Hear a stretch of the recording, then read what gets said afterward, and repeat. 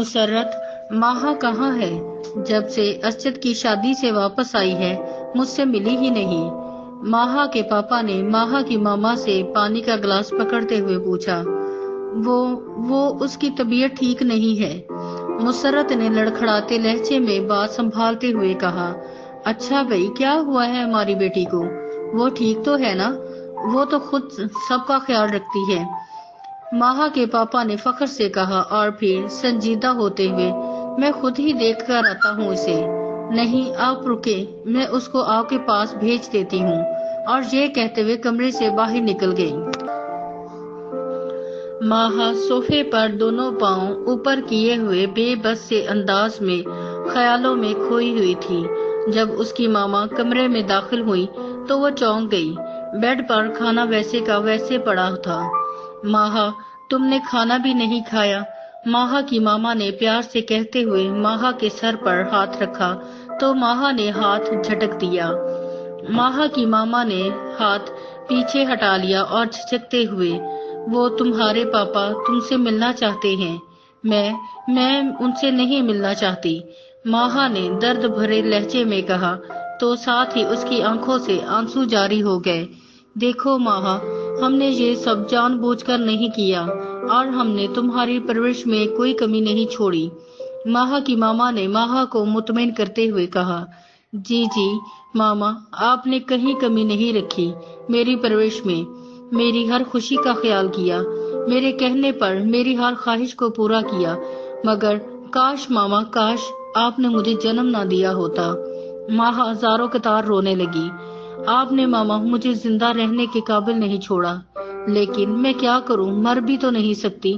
ایک طرف اللہ نے میری پیدائش کو ناجائز اور حرام قرار دے دیا، اور دوسری طرف اب خودکشی بھی حرام ہے، مروں بھی تو حرام کی موت۔ اب ماما، آپ ہی مجھے بتائیں کہ میں کیا کروں۔ ماہا نے بری طرح روتے ہوئے ماما کا ہاتھ پکڑ کر پوچھتے ہوئے کہا، تو ماہا کی ماما نے ماہا کو گلے لگا لیا اور اسے حوصلہ دیتے ہوئے پیار سے سہلایا۔ ایک تو یہ مسرت بھی پتہ نہیں کہاں رہ گئی ہے، میں خود جا کر دیکھتا ہوں۔ ماہا کے پاپا بیڈ سے اٹھے اور ماہا کے کمرے کی طرف چل دیے، اور خود کلامی کرتے ہوئے، میری بیٹی ماہا تو خود سب کا خیال رکھتی ہے، اب خود کس حال میں ہے، مجھے اس کی فکر لاحق ہو رہی ہے۔ یہ سوچتے سوچتے وہ ماہا کے کمرے کے پاس آ گئے۔ ماہا کی ماما ماہا کو گلے لگائے ہوئے ماہا سے کہہ رہی تھی، ماہا بیٹا، ہمیں معاف کر دو پلیز۔